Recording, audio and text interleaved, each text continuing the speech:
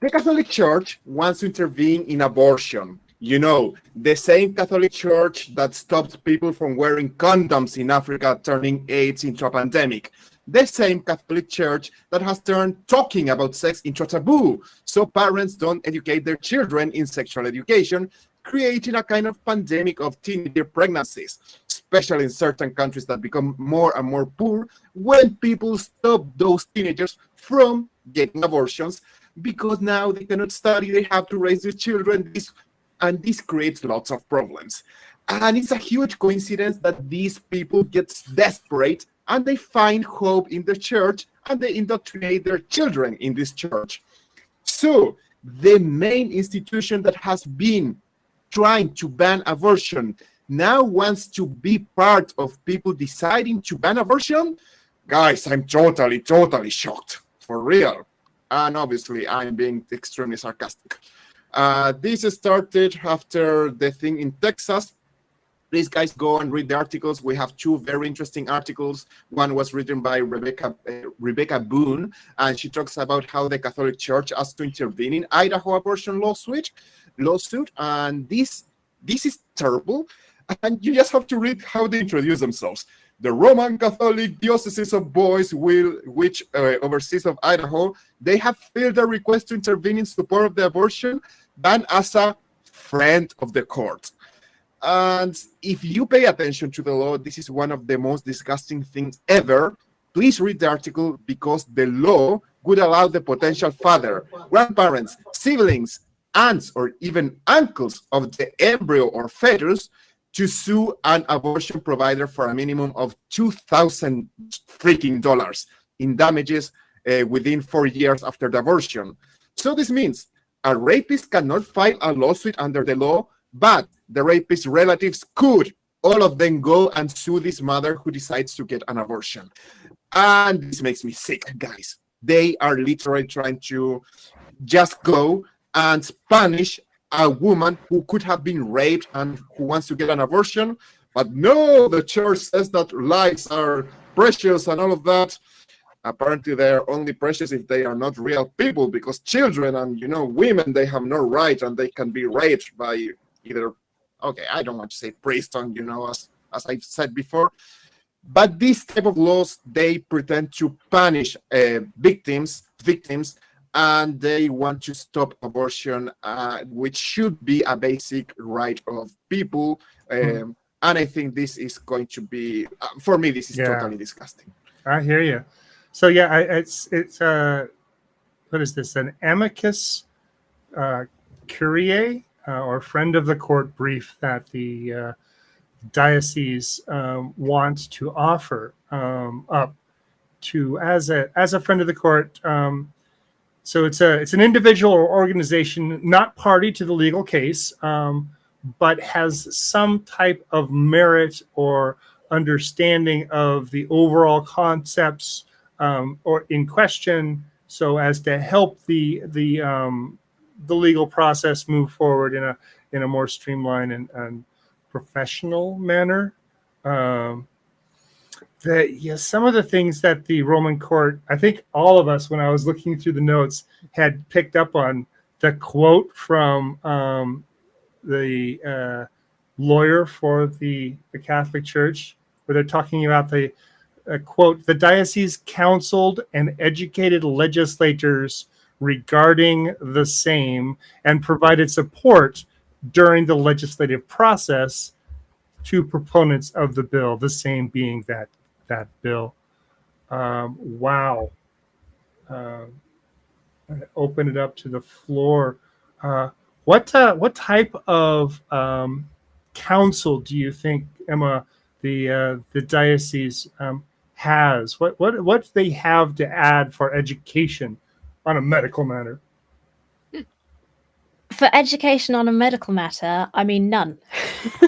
The thing is that I looked a little bit into the sort of history of who is usually a friend of the court, because it seems quite a strange sort of vague thing, but it tends to be advocacy groups, mostly legal-based advocacy groups, who specialize in, supporting a certain area. And I just thought, I can't see the Catholic Church fitting that description remotely. And the only expertise or counsel they can possibly give has to be faith-based. And then interjecting faith into the case, isn't that, I mean, I'm not from the US, but it strikes me as sort of fundamentally unconstitutional. I don't know how it can be acceptable. Yeah.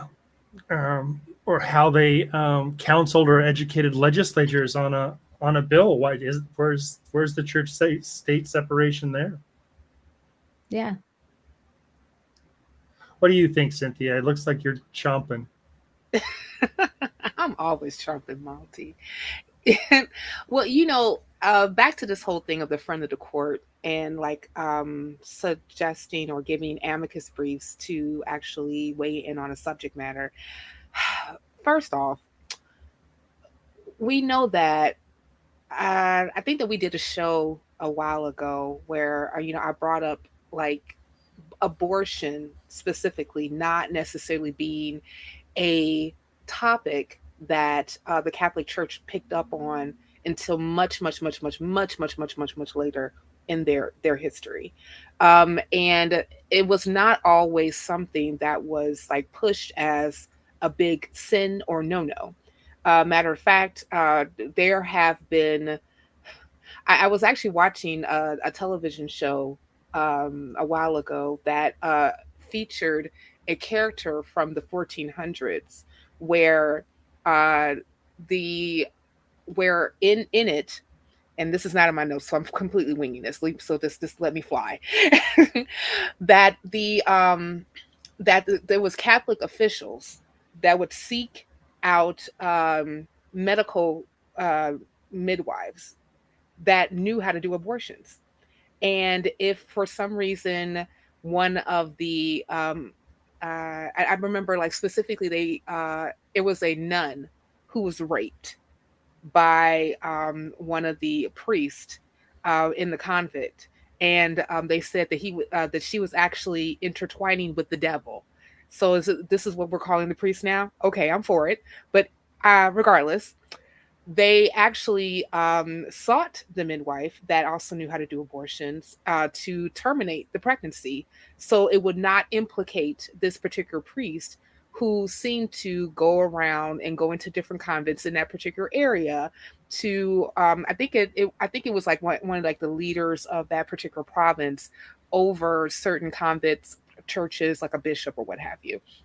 And they were actually going around and doing this and taking, but also exacting their control, because rape is control and violence over another person. It's nothing like a sexual desire about it that caused her to get pregnant and then terminate the abortion. So terminate the pregnancy rather. So I just find it interesting that in the history of the Catholic Church we see this particular practice, yet and still there is a cognitive dissonance of, oh, we're against abortion. I remember specifically in the article, the lawyer that was representing the Diocese of Idaho. I think it's Idaho or Iowa. Idaho. Thank you. Yes, I keep potatoes. He's quoted. This is what he said. In the request to intervene, attorneys for the Catholic Church said the diocese has maintained a vested interest in the dignity and sanctity of all human life, including the life of the unborn. And I'm sorry, but Catholic dioceses around the world have actually demonstrated, as evidence would show, the exact opposite. Can we not forget holy wars? Can we not forget accusations of women being witches and killed, the rapings of nuns, like I was mentioning before, and aborting the fetuses or putting them up for adoption, child rape, multiple centuries and covering it up, and also even Pope Nicholas V and the papal bulls that he actually put out that bless the transatlantic slave trade. I'm sorry. Oh, and let's not even forget the care of the of children, of indigenous children, that were just left to be buried in Canada, that they just found massive thousands and thousands of graves that went to these particular Catholic schools. So I'm sorry, but we have actually seen the exact opposite of actually protecting or even showing or demonstrating any type of sanctity of life. And I think it's absolutely sickening. Yeah, I hear you're ya. totally right. What do you say, Teo? Did you have? Yeah, only last week we were talking about the Bliss report, and I think that this way of the church trying to control the laws that are passed is just one more step on the Bliss report. This idea that they are turning the USA into a theocracy, and guys, it's scary. It's worrying. I'm seriously worried about you. And please, everybody, read the second article that we have. That one was written by Melissa Quinn, and that was about the Supreme Court and the possible ramifications. And I want to quote this because this shocked me from the article. It says, with the Texas laws still in practice, legislators in Florida, Oklahoma, Alabama, Missouri, and Ohio have pledged to file or have introduced similar measures. The pursuit of legislation modeled after the Texas policy, coupled with the impending Supreme Court ruling, has raised the stake for supporters of abortion rights. This means after Texas decided to put those laws that are going to punish people who want to get abortion and even help in abortions, and that all the USA apparently, or at least, the Bible Belt at least, will try to follow the same ideas. And I know that in Texas, the Satanic Temple, they are trying to say that abortion is part of their religious rituals. But I think that is only a small help, and that is not going to be, I don't think the whole population from the USA will say, oh no, I'm Satanic, my ritual lets me have an abortion in order to get that. And once again, guys, for me, it's scary to see how the USA is slowly but sadly, constantly turning into a theocracy more and more every day. It's scary, totally scary. There's some fragmentation for sure. I see it being pulled in a couple of ways. Because we do have, which will be coming up against in front of the U.S. Supreme Court here soon, Dobbs versus Jackson's Women's Health Organization, and that's Georgia, where the Georgia State Senate tried to put in a law that saying that you cannot have an abortion after 15 weeks, and that was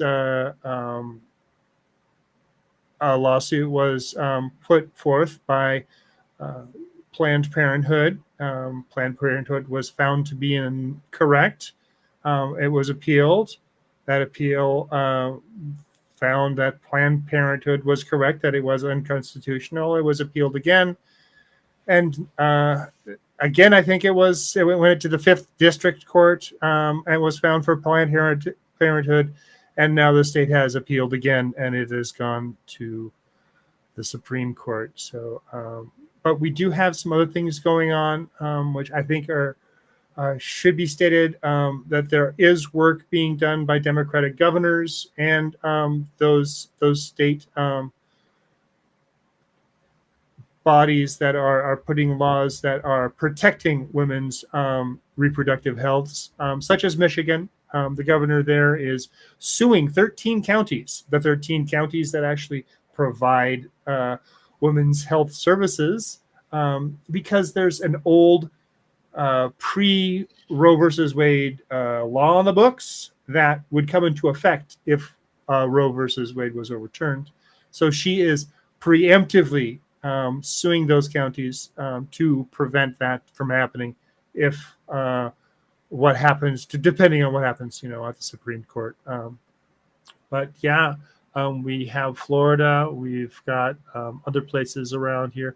I found some hope in that the West Coast has all improved women's reproductive health. They've made it enshrined in the state constitutions in some cases that this is a right. But I thought it was interesting, Emma, how you took it a little bit different. You went at the biblical tact on this.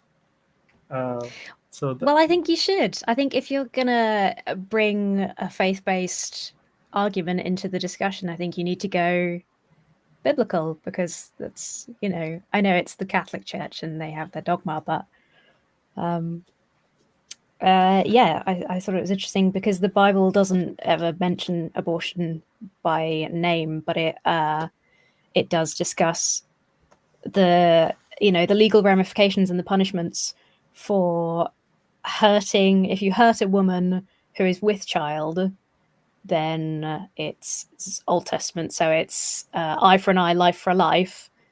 But if they lose the fetus, then it's like a fine.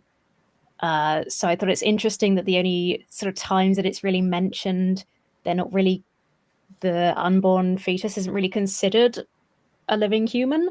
So like Cynthia was talking about before, it's not been a long-standing issue. Abortion hasn't been an issue forever. It's not something that really is biblical.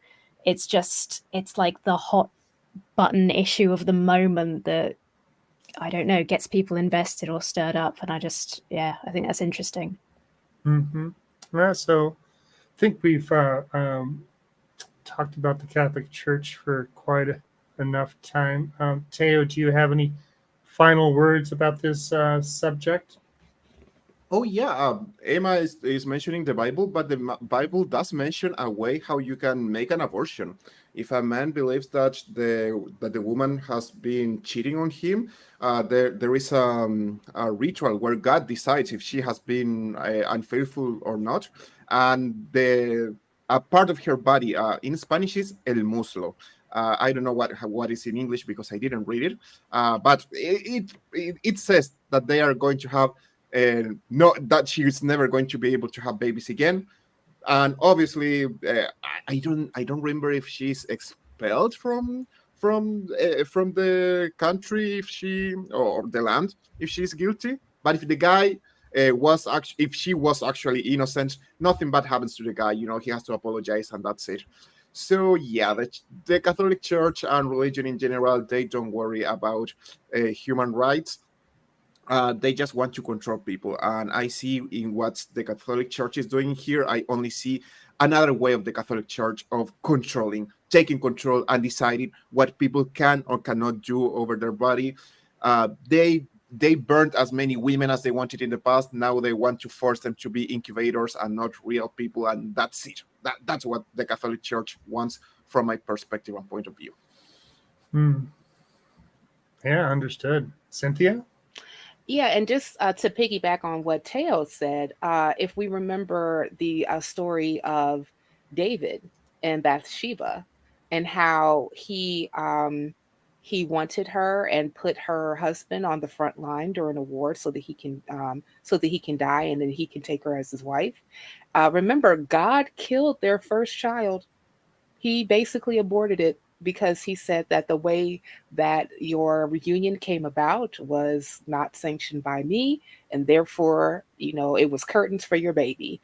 So if I would interpret it a certain way, it seems that there was actual demonstration for the Bible being more so for getting rid of a fetus if it did not fit the bill that it was supposed to fit, rather than against. All right. Thank you very much. And last words, Emma? I think that's about it for me. I just would, Okay. I would agree with Cynthia and say that the Bible, interestingly, God is responsible for as many abortions as killing of living infants. And it almost, if you take it at face value as a collective, it's almost equal destruction in the eyes of God. So yeah. All right. Well, okay.